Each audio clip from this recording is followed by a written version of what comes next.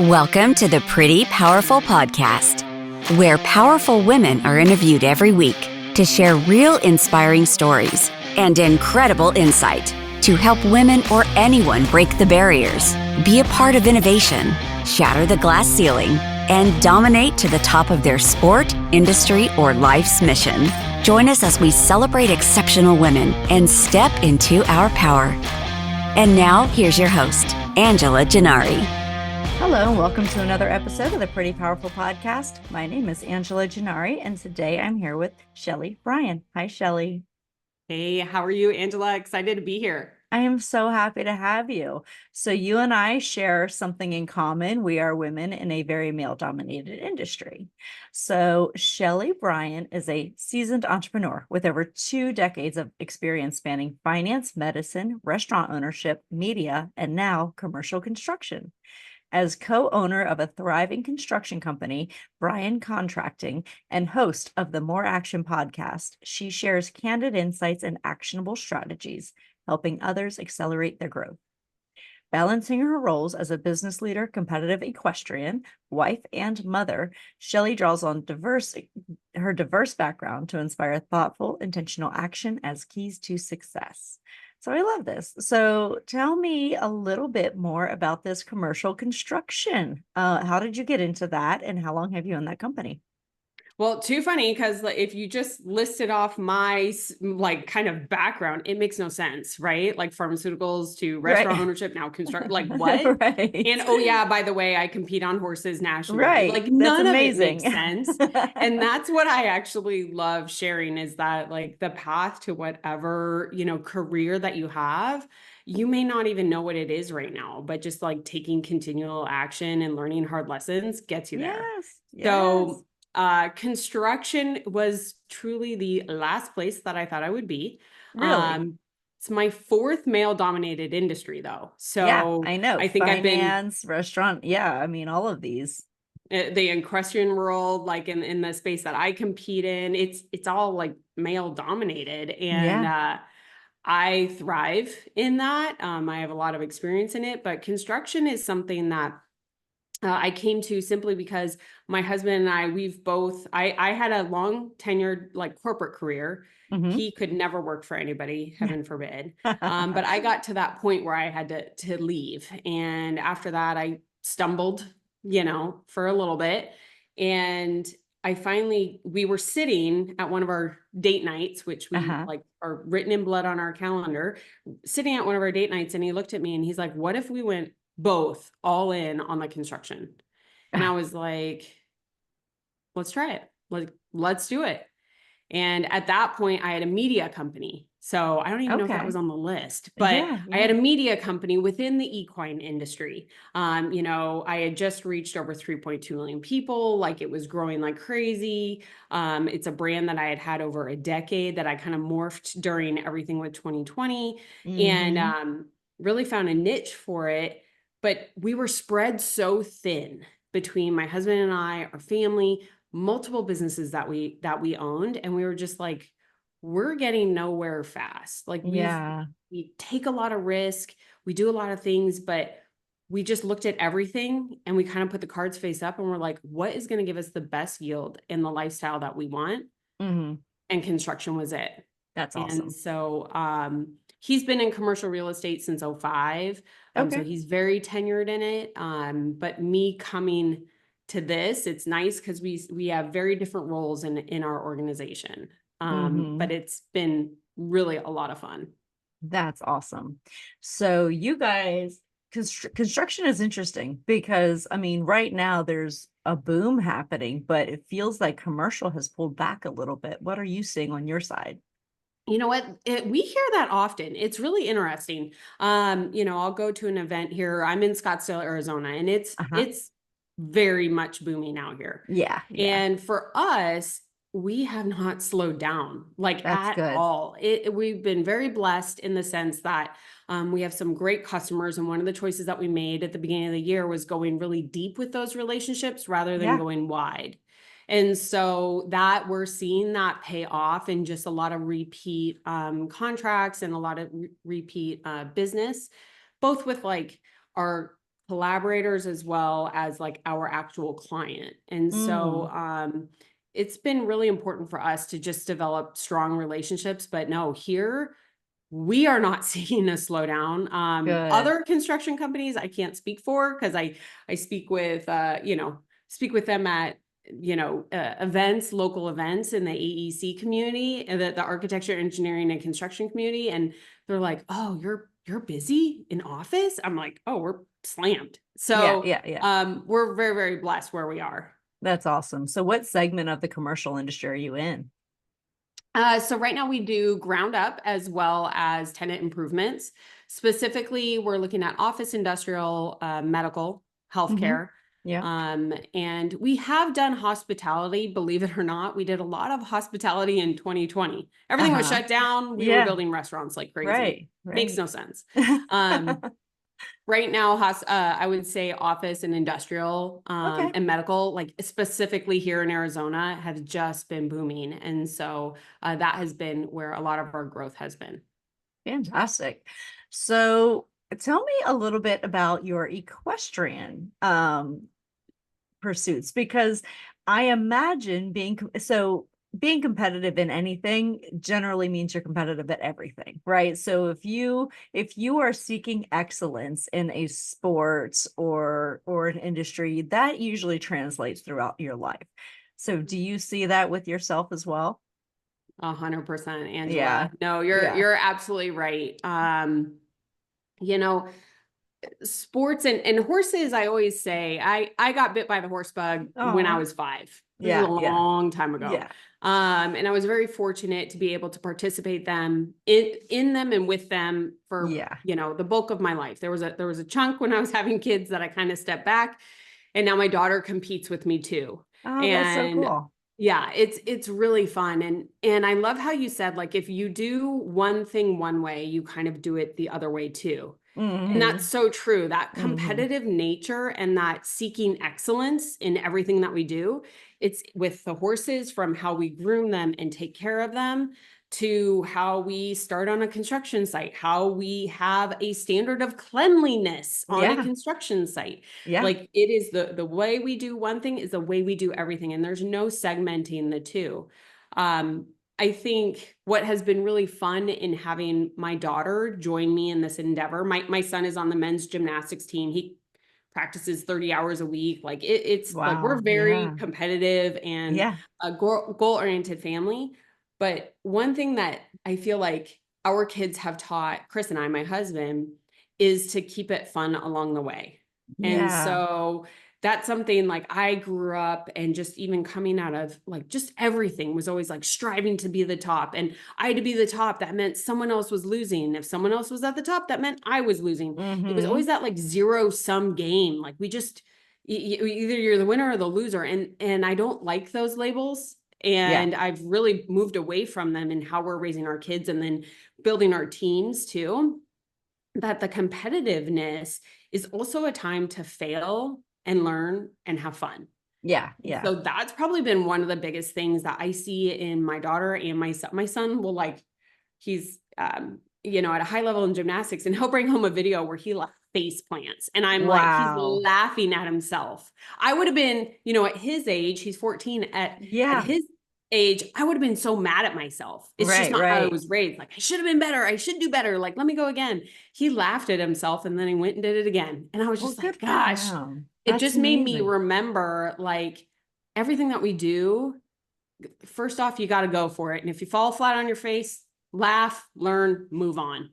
And second is that, like, keep it fun. Keep it Yeah. fun. Everything that we're doing, keep it fun. I love that analogy. Yeah. So I'm the same way, but as I've matured, because I used to be super competitive, like win at all costs, like I've got to be the winner, the second place is the first loser. That was my mentality, Yep. for a really long time.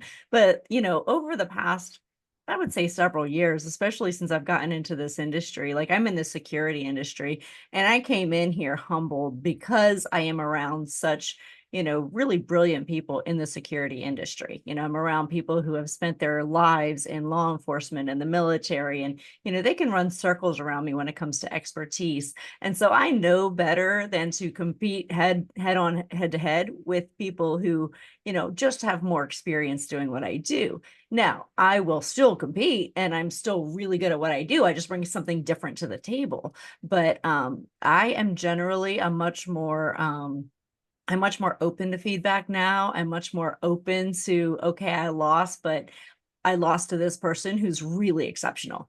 Now, if I lose to somebody that I don't feel like is as good as we are, then I get really, and I'm not, that grinds on me a little bit, but yeah, so I'm more open to losing now, but I like losing. If I'm losing, I like it to be somebody that I know is really good. Like, I want to be beat by the best. I don't want to be beat by some, other company that I don't feel like has decent standards. So I don't mind losing as much as I used to. Yeah. Yeah. It's one thing, my husband and I, we've been together, it's next year is 25 years, married 20 Wow. next year. And That's so, everything that we've built together. And everything that we've lost, we've lost together. And we were just reflecting over the last like several weeks, just on like how many things that we've failed at. Like and I don't know what it was. I don't know. I didn't think of myself as a risky person because I'm always looking at how to minimize risk. Like Right. in everything, I'm like, how can we just, I know there's risk, but like, how can we just minimize it? Yeah. And that mentality alone is like, I was ready to take on the risk. And I think with that and with the horses, right? Because you fall off or you screw up and you're working with an animal that has, is 1,000-pound animal, has a mind of its own, and sometimes it doesn't work out. And so that it's like, you have to keep picking yourself up. And so like the horses like just taught me to like pick myself up, go again, try again. And I think some of the best lessons that I've learned in life, business and life, have been through my biggest failures. And at first they stung. Don't get me wrong. I'm not like, oh, yay, I failed. Like they stung and I maybe sat in a valley for a while. Yeah. And then I like worked through it and I was like, what can I pull forward that I hopefully won't learn that lesson again? And two, can apply to whatever we're going to do next. Absolutely. Absolutely. So tell me about restaurant ownership, because that seems to kind of not fit there, you have a lot of diverse experience. So tell me what it was like to own a restaurant. Yeah, we could do a whole another episode on why not to own a restaurant and why not to buy into a franchise. I can give you, like, we could talk for hours. And I have, about 7 figures too that tell you why not to do that. Yeah. But when I was in the pharmaceutical industry, so I was first in finance and then I moved over to the pharmaceutical industry where I spent about 16 years. Wow. It was just split between 2 organizations, right? And I was with one organization for 13, almost 14 years. And I got recruited away to another one for a lot of money. Okay. The first one I was at, just to kind of, I'm painting the picture just so everyone maybe like resonating with this right now, right? Like you've been with this company forever. I was told like, get the job, stay at the job, get the 401k, have the health insurance. Like this is what you do, right? And so that's what I did. And I joined this pharmaceutical company after my financial years, which were highly successful. I just couldn't do it anymore.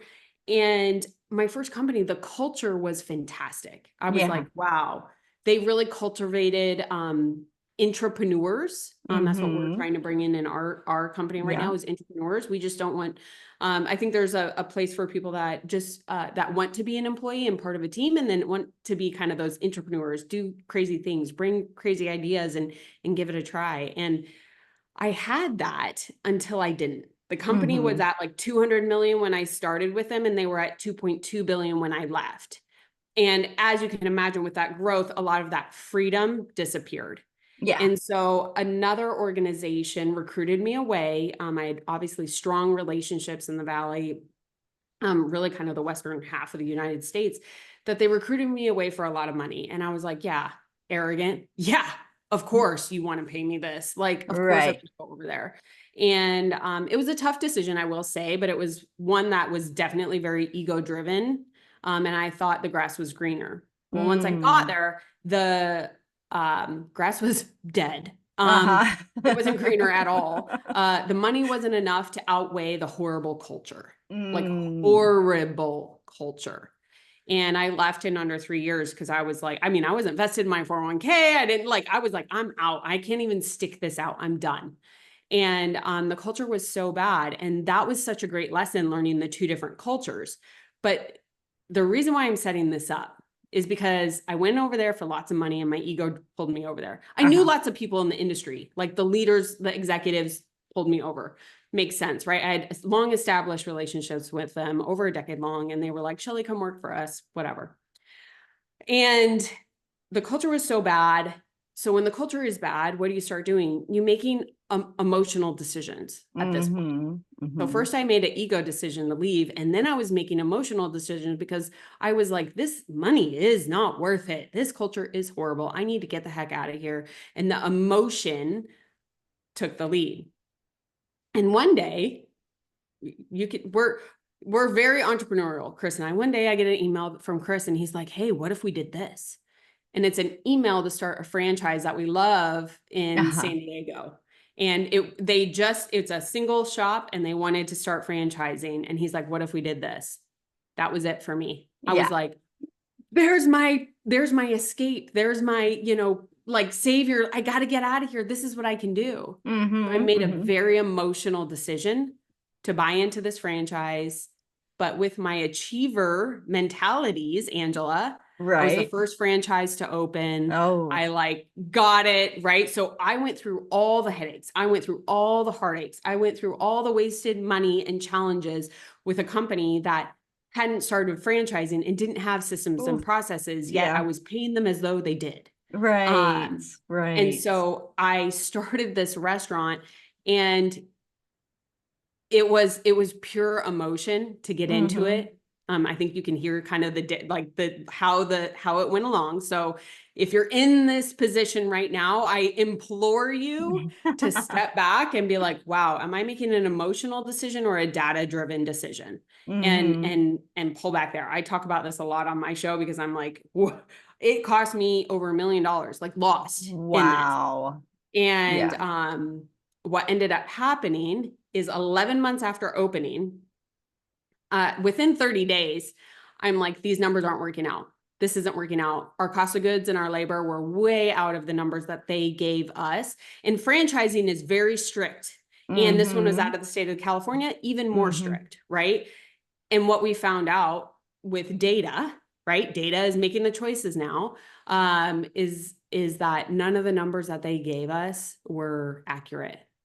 And so we actually, with a few other franchisees, went to the state of California. Like we didn't just we went to the state of California. They launched a full-fledged investigation and found fraud and misrepresentation. And so after 11 months, we shut that sucker down because it was going to be 6 more years before I even made $1.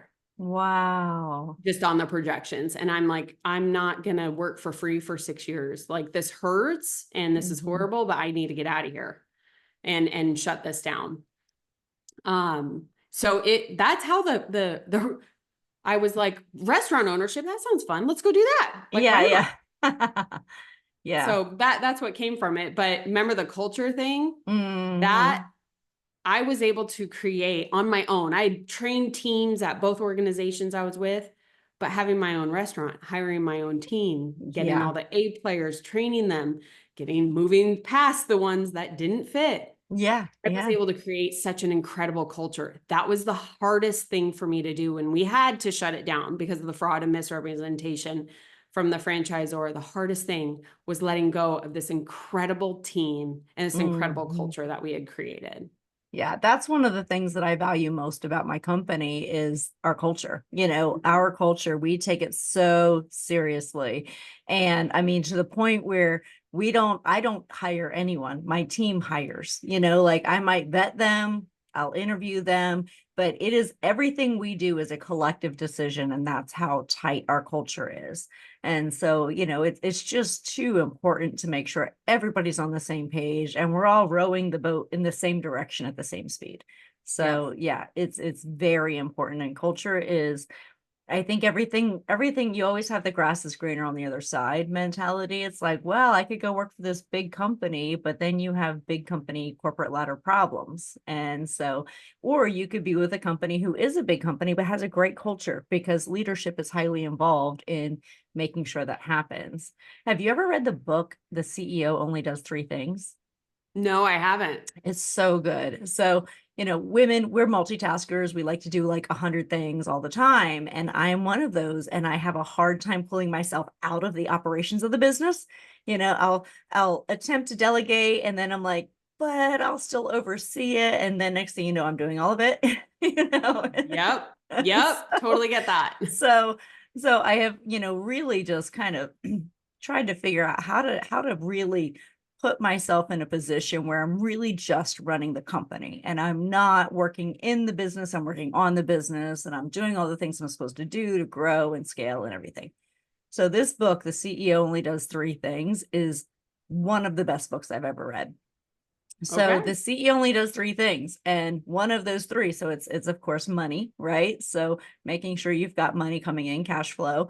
The next thing is culture, and the next thing is people. So, I hire all the key people in the company, and I set the culture.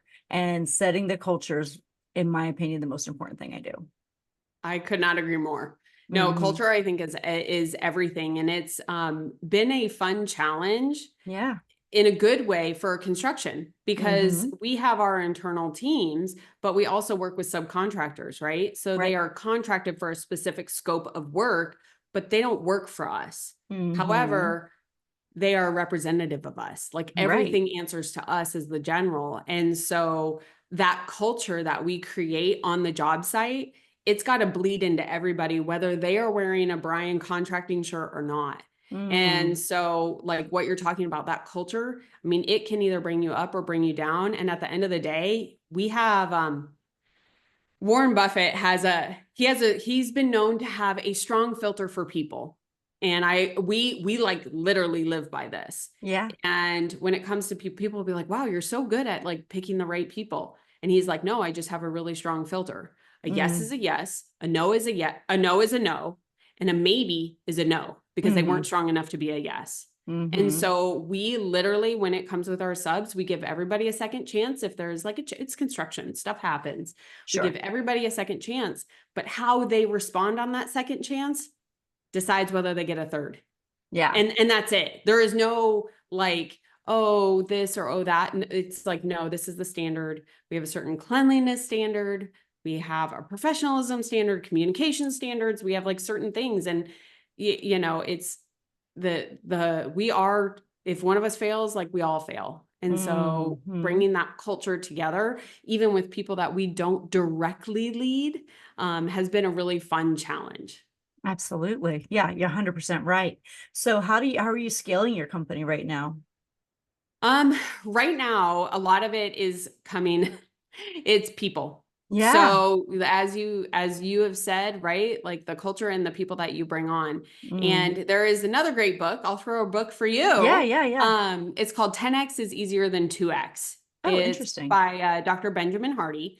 And it's a fantastic book.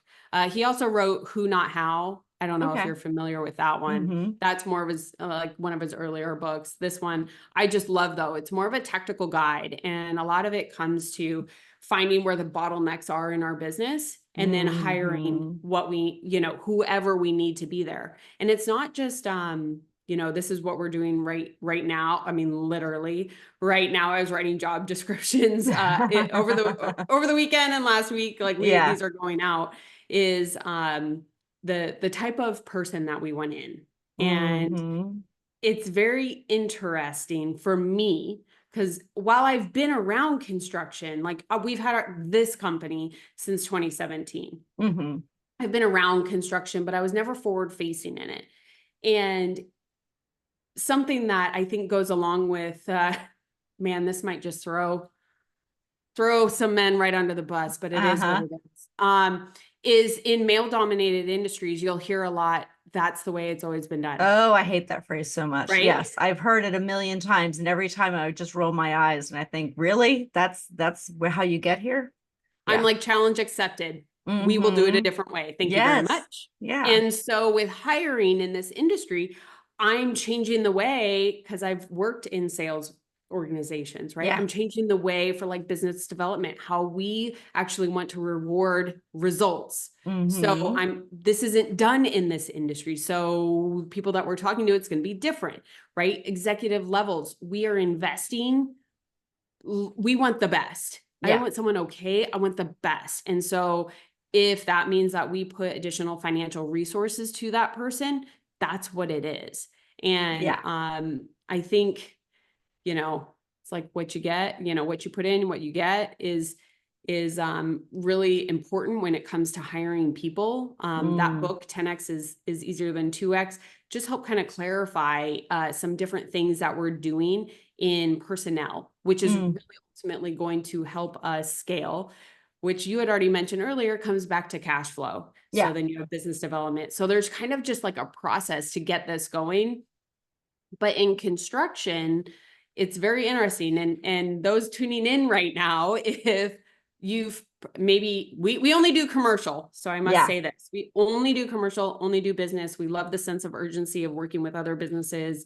We're a business owner too. So like, we get it. We want to get you up and operating because I know that you have, people to feed, and we want to do the same versus residential, where it's like, there's no timeline and there's no real budget and like all this stuff. We don't operate in that ambiguity when it comes to commercial. We don't do B2C either. We are strictly B2B. We only work with, we provide security guard and event staffing services, and we will not do personal events. I think we've done 3 in 9 years, and all 3 of them were a disaster. Like, because they changed the game, they try to lowball you, they come back, they don't pay, they want a refund. It's no, we don't do that. We want to work with professionals. So exactly. And I just think it elevates the game all around. But that's the thing is general contracting. Typically, I love it when I'm in a scenario and people like see me, a woman, and they're like, "What are you doing?" I'm like, "I'm a general contractor." They're like, "Ooh," like, "Oh." I don't like general contractors, right? Because they probably had a really poor experience, which means the bar in our industry is set relatively low. Not all, but most. And so with that, we are coming in kind of changing the game in the way that Chris and I lead the teams internally and externally. It's like causing a lot of like sticker shock. Like, what are you guys doing? Like, oh, what? Is that okay? Can you do that? Like, just kind of challenging old ways. And when that comes in of this is the way that it's always been done. Even if I hear that internally from someone on our team, I'm like, let's talk about that for a minute. How can we? Like one of our core values is how can we? So like there is always a way to get something done in construction. Typically comes down to cost and time, but there is always a way. So don't tell me that that's the way that it's always been done. How can we do it a different way? Changes your mind in able to create solutions than being like, oh, well, throw my hands up. It's the way it's always been done. We're like, nope, how can we do it? I love that. I have a similar one with all of my employees. I always tell them, don't come to me with problems, come to me with solutions. If you're just calling to bitch, you just want to complain, you just want to vent, you can call. I'm going to put you on speakerphone. I'll walk around, make dinner, do what I'm not listening. Like it's not coming, you're not telling me something that I'm going to immediately launch into problem solving mode on, because it just tells me that this is your version of helping is venting. But if you're going to call me and say, listen, I'm experiencing a problem, but here's the solution I have. Even if your solution is garbage, it tells me that you've thought enough about it to at least present something and risk, putting it out there. That tells me you're vested, right? Like you are invested in solving a problem, and I am more than happy to listen. So I always say, don't come to me with problems, come to me with solutions. And even if your solution doesn't work, I'm happy to help at that point. Yep. No, I 100% agree with you. It's, it creates, when you create solutions, you create opportunities. Yeah. And when you change your mindset to be able to approach things differently from finding solutions, it completely changes the way that you Yes. process problems or challenges. I mean, that's all we face all day long on construction. It Sure. just is what it is. And so it's retraining your team to think differently about what is going on in front of them. Absolutely. Yes. So what obstacles did you have to overcome when you were starting your construction business? I think with any business, but I mean in construction, Yeah. there are a lot here in the valley, and I'm sure this is probably the same across, the nation, is that there are the companies that are generational, right? Yes. That have been around for 100 years. Yeah. And it's very aspirational for us to be like, wow, like that's incredible. What did, and we think like, what did they do to be here 100 years and Yeah. be able to like weather all of the different markets like that? Right. Like, Right. we don't look at them as like competitors, like, hmm oh, we're never going to get that. We're just like, wow, that's incredible. Like, what did they do? I want to know, can we use some of that and Right. those things. So I think right off the bat, just the way that we approached it and we had a different construction company before this one. We actually did crushing. So we had like these huge machines and like did more civil work. hmm Um, but it's all about, for us, it was all about delivering. Yeah. So delivering on what we say, delivering on communication, delivering on professionalism, is that at the end of the day, we could only control us. And so until we get more people to know about us, right? hmm Then we get those more opportunities to bid the work. Yeah. Then we win the work. Then we produce and they go, oh, we like these guys. We're going to Yeah. tell someone else about it. And it's hard in the beginning. I mean, I know in hmm any business that we've launched, being new to market can be an advantage and it can be a challenge, but it's all how you approach it. And that's how we looked at it, is like, okay, these companies, right? So we'll look at it and be like, there's so much business out there. If anyone's starting right now, I just hope they know there is so much business. There is Yeah. so much opportunity. Like, don't ever feel like, oh, I'm late or, oh, I can't do it. Like we started a construction company in 2017. We're competing against 100-year-old companies. Like, you would be like, you guys are crazy, Yeah. right? Yeah. I agree. But one I advantage agree. that we have that they don't is agility, right? 100-year-old company. Do you know how much like debt they have? Do you know their labor force? hmm They are not able to make agile moves like we are. And so we could appeal to different clients that maybe don't know us or we don't have that reputation yet. However, the word is yet. We Yeah. have the agility to be able to deliver at fast results. So we found our ways that we could show how we could shine. And those are the clients that we went after in the beginning. Now I mean, just in the last couple of years, the companies that we're competing with are these 50-year-old, 100-year-old companies. You know what I mean? Because we have built up a relationship of action and delivering on what we say we're going to do. And Yeah. that's like, if we stay grounded in that and the things that we can control, there's nothing that can stop us. Yeah, I agree with you. It's tough to compete against those big companies. I mean, we have what we call like our big three in the industry, and they dominate, and it's so hard to compete against them because they've been around forever and ever and ever, and everybody knows their name. And it is hard to be the one who comes in and like, you have to prove yourself over and over again. But it's also a great underdog story. I love it when we're able to get a great client and show them the difference of working with a small agile company, because you're right. I mean, the agility that matters to people. When they say, hey, I want this to change, the answer is okay. And Yeah. the next day it's done. There's no levels of leadership they have to go through. There's no approval process. There's no legal team that has to get involved. The answer is yes, and we're going to make it happen for them. And so the clients start to become really like, wow, what a difference in working with a company who, I'm talking to the CEO. I'm going to get this done. This is not something that I have to they have to go back to their manager, get approval. Well, we don't know. Like, it's a pretty quick process, and that agility definitely comes in handy for sure. Yeah, absolutely. Absolutely. So tell me what it's like working with your husband. Um, it's like everything that I'm sure everyone listening in right now is like, I could never do that. You know, what I mean? Like, no way. Like, I mean, it has its ups and downs. It's like a Sure. marriage. Do Yeah. you know what I mean? Yeah. What we have found is that the most important thing for us is to make sure that our strongest partnership is our marriage Yes. over everything else. So that is like the number one priority for us. You heard me mention already our Date dates. night. So Mhm. we have 2 dates set every single week. Good. And then we have actual like executive meetings. So we have like separate things.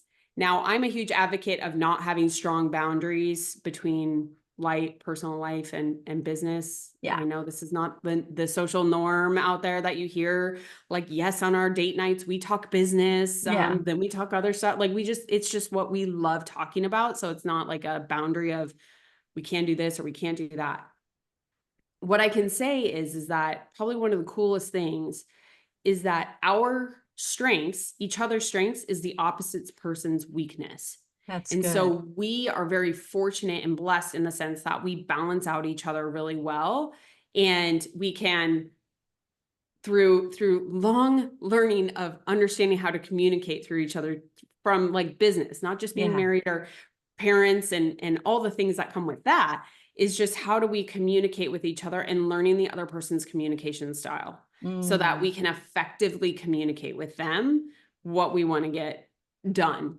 And at Yeah. the end of the day, remembering that, for us, our end goal, like we are set. We have a floor goal annual and we have and we call it our FEA goal. So we have our Yeah. floor goal and our FEA goal. And that's just our annual. And then we project everything out 10 years after that. So we go very long after that.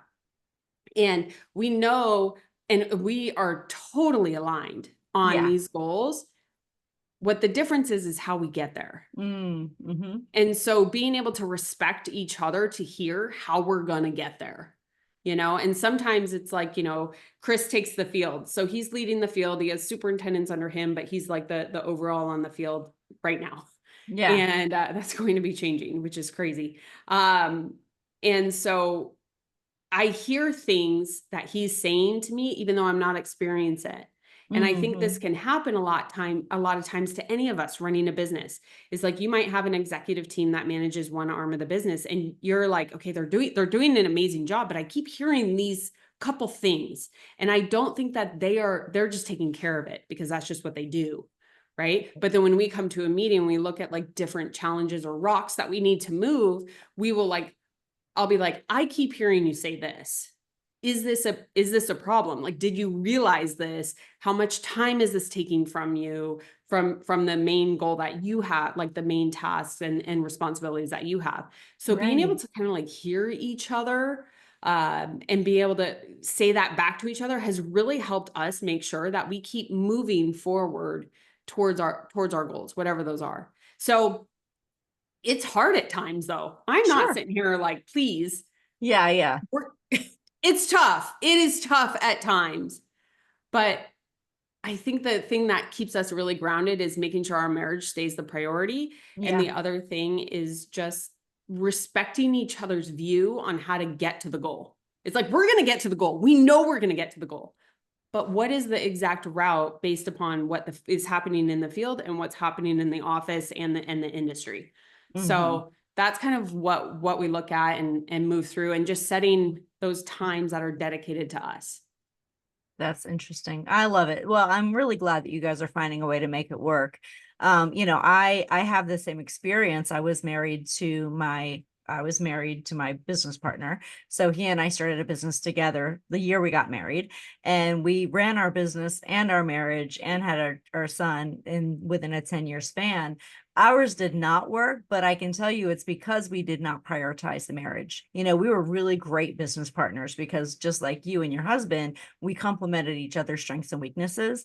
So we were great business partners and we were great co-parents and we were great roommates. And I felt like everything was a trade-off. Like you do this, I do that. You do this, I do that.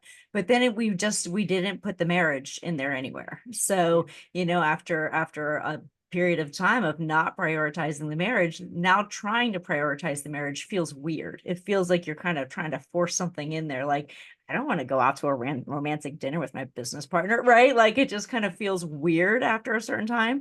So I think it's really smart that you guys are putting your marriage first in terms of partnerships.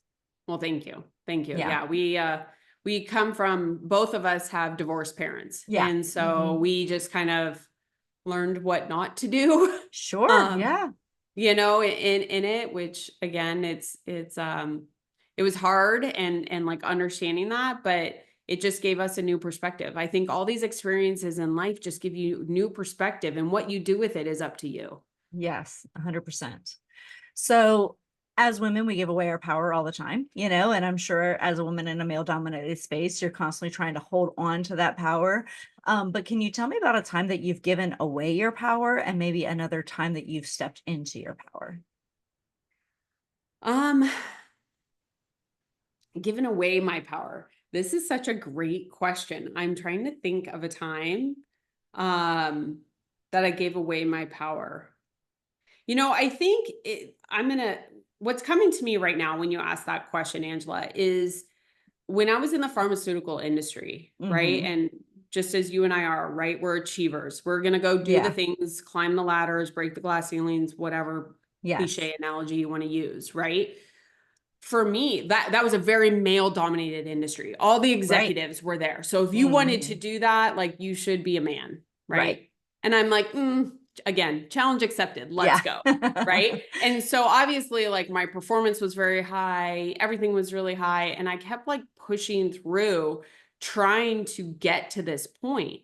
And it was very interesting. I remember, you know, and this is, I just always had like a very strong gauge meter sense, you know, when I was at events, and it's like all men and me. And what the optics was in that. And so I always made sure that I was first there, but I was also first to leave. Yeah.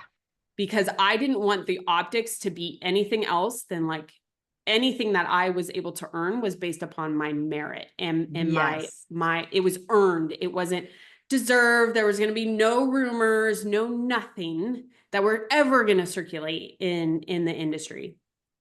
And it was something that I remember feeling it was a place I was young.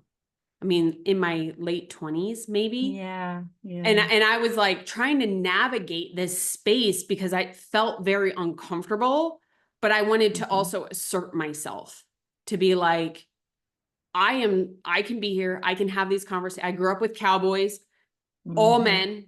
I understand. I don't understand the male mind. I am in no way going to say that I do that, but like how they talk to each other inappropriately, all these different things. It never bothered me because I grew up with cowboy. Like that's just, it was normal to me. So like being in these conversations, like I could add to it, I could be a part of it, but I always felt like I had to always step away because more to protect me and like my morals. And so I don't know that if that fully answers your question about like giving my power away, but it was a space that I had to navigate very delicately because I wanted to push forward, but I knew that I had to protect my integrity. I totally can relate to that. I mean, 100%.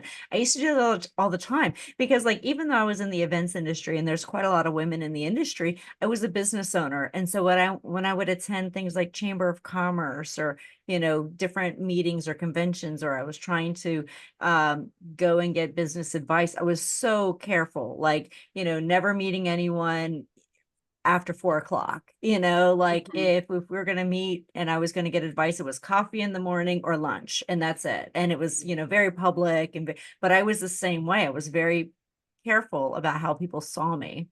Yeah. And I'm the same way. I do what I always call it the Irish exit, where I just quietly leave, you know, I just quietly duck out of the room and make sure everyone sees you, like go and do the round. Say hello. Everyone knows you're there, but then everyone knows you left. Yes.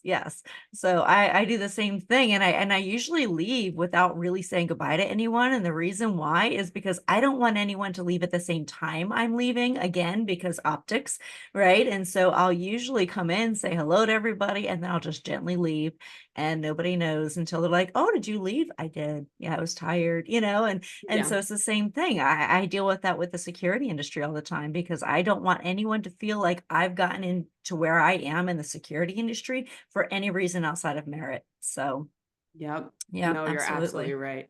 So that's You're absolutely interesting. right. It's a very interesting perspective because I can 100% relate to that. Yeah. Yeah. So yeah. So what have you found with your husband being in your industry though? Has that is a little, I assume, much better. You're married. It's not the same situation. I imagine that, with him being with you, it's a very different scenario. Yes, when we're together, Mm-hmm. absolutely. Yeah. It's still very interesting.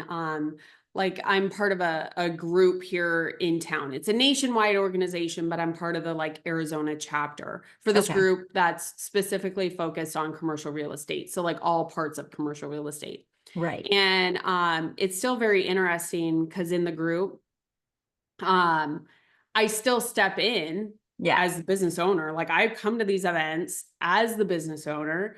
Yeah. I'm thinking about things very differently than some of the attendees that are there purely as a business development, team member for Sure. these organizations. And it's very interesting. It's very interesting. I'm smiling because I'm trying to figure out how to say this, and I have stopped having a filter. This is my old corporate filter. Like Oh. my brain is like trying to filter what I say so that I don't hurt Hmm. anybody's feelings. But like as a business owner, like I'm not here. I'm not here to make enemies, but I'm not here to make friends. I'm here to do business. And Right. so when I go to these events and I see these business development people and the things that they say to me, not knowing I'm a business owner or they're assuming that Yeah. I am not the business owner, even though my Right. last name is the name of the company. That's the Right. best part Right. is Right. that I'm like, the things that they say to me, I'm just like, what are you I doing? Like, know. knock it off. Like, I will never hire you. I would never hire you. I don't want to hire any of your friends either. Like, Yeah. I look at things differently. Now, that being said, there are some that are wonderful that I've Hmm. been able to meet with and talk with. But overall, I still walk into rooms. The last name, like my last name is the name of the business. Yeah. And they still assume Chris runs everything. Uh-huh. Yep. They don't assume that we both run it together. They immediately assume it's Chris. And that's fine. He's in the field. He's the one having a lot of these conversations with the field teams and everything. That's not my space. Like I'm not going to Right. be there. But everything else that's happening behind the scenes, y'all want to know how you get paid? Yeah. This girl. Like Exactly. it's just very interesting that it still happens. I just smile and I'm just Hmm. like, because it's one of those things like this is another great book. It's called Relentless. It's by Tim Uh-huh. Grover. If I don't know if you've ever heard of it, but Hmm. it's a great book. He talks about your dark side. And so I love it when people underestimate me. It fuels Yes. me. It puts me in the zone. Me And so too. when people underestimate me, I'm like, okay, great. And then Yeah. it just like gives me more fuel to like go kick butt and be Yeah. dominant. And I'm That's like, awesome. so I love going to these events. I love being underestimated. And I do love the people that look at me and they're like, holy cow, look at what you're doing. Like, this is incredible. Like, how could we work together? And so having that mentality walking into these rooms, like I don't get offended. I just like, Yeah. again, it fuels me. I'm like, thank you. Thank you for a little bit. I'm Hmm. more in the zone now. Thank you. But it also weeds out the people that you don't want to do business with. I find the That's right. more that you are who you are, you find the right people that you're like, I want to work with you. How can we collaborate together?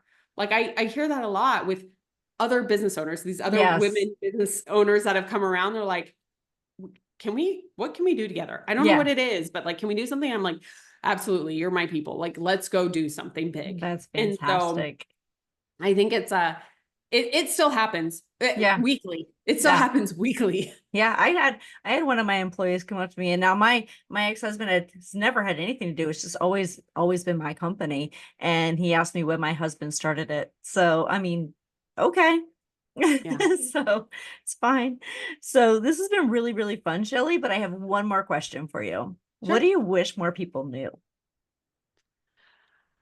The thing that I would say, can I give you two? Yes. Okay, I'm going to give you two. Number one is change your time frames. The timeframes that you think about business, right? Starting it up, building it up, creating a saleable business, like all of these things. Change your time frame. When you change your time frame, if you heard me, I said we have like an annual and we have a 10-year. Yeah. The way that we approach, when you set those goals like that, your mind changes. If you think 1 year, 2 year, 5 year, 10-year, it can't like gather all of that. But when I think 1 year and 10-year, my brain completely changes on how we're going to reach these two goals. And so it opens up the opportunity to approach things differently, to challenge norms, to maintain the course, knowing that you're doing the right thing. Absolutely. And so changing your timeframes out from short to long, I wish in every area of life. Yes. Long, and it will change the way that you approach it and problem solve for it. That's fantastic. Number one. And number two is, I can't shout this enough. I hope everyone tuning in can relate and be like, holy cow, Angela, Sheley, like they're go-getters, achievers. They want to go do all these things. Is that in order to go do all of these things, you have to take care of yourself first. That your health, mental, physical, like those have been my secret weapons. That I don't think get talked a lot about, especially in my industry, in the AC industry. We do not talk health. I do, but like no one, like everyone's just like, oh, what did you do? What's your revenue? How many employees do you have? Like, ugh, like all this stuff. And I'm like, yeah, you look like death. So like, that's great that you're telling me you're reaching these milestones, but you literally look like death. I don't want that. I think, no, thank you. I'm good. Yes. So for me, not only, like I said, maintaining our marriage is number one. Like Chris and I, health is a huge priority for us. So I'm huge on nutrition. Back after having my daughter, so this was over 12 years ago, I did a span of fitness competitions. Actually, Chris and I both did them, but it taught us nutrition, obviously, exercise. And for me, like the mental side of it is learning. Yes. So I'm an avid reader. You heard us, like I hear you are too, in being able to grow. Avid reader and podcast listener. I'm very protective. I always say, like, guard your heart, right? You do that through your ears, your mouth, and your eyes. So I guard my heart in what I ingest, and make sure that has a purpose. I have no problem closing a book once I've started, if I'm like, this one's not for me, and I move on. But the more that you can take care of yourself, the better that you can be. I am a huge advocate of that, because when I was in the financial industry, when I went over to the pharmaceutical industry, I'd worked my body so hard, and I was 24. Okay. We're all invincible at 24. Oh, absolutely. Okay? Yes. Yeah. Like nothing's going to hurt us. Yeah. No, I was completely invincible until I wasn't. And I worked my body so hard that it couldn't fight itself against, or couldn't defend itself against a virus that most of us have. It's if you had chicken pox, you have the virus too. Comes out in adults as shingles. Well, it came out in my eye on my optic nerve, and it left me blind in my left eye at 24. Wow. So I am literally days away. By the end of this week, it will mark 20 years that I went blind in my left eye. And it's a pretty incredible thorn to be left in my side, because it didn't change who I was, in the sense that I'm still an achiever. I'm still going to go kick butt. I'm still going to go do all this stuff and be an amazing mom and wife and follower of God. But it reminds me when I'm pushing too hard and to come back and take care of me. Absolutely. Yeah. Absolutely. Golly. I've loved talking to you. This has been so much fun. I really, really appreciate it. Oh my gosh. I am so cheering for you and wishing you so much success, because this has been an amazing conversation. I love the ending of take care of yourself, because there's nothing more important than your health. So yeah, absolutely. No, I think this has been wonderful. Thank you. Yes. Well, thank you guys for joining us for another episode of the Pretty Powerful Podcast. And how can they find you, Sheley? The best way is on LinkedIn, Instagram, or YouTube. You will find me there. I also have a podcast as well. It's called More Action. I think you can see that trend in what I talk about. It's all about taking more action. So I share stories and get into kind of the nitty gritty of just a whole bunch of stuff. So I invite you to come join me over there too. Awesome. And you guys can also find her on prettypowerfulpodcast.com. Until next time, guys, have an amazing day. Bye-bye. Thank you for joining our guests on the Pretty Powerful Podcast. And we hope you've gained new insight and learned from exceptional women. Remember to subscribe or check out this and all episodes on prettypowerfulpodcast.com. Visit us next time. And until then, step into your own power.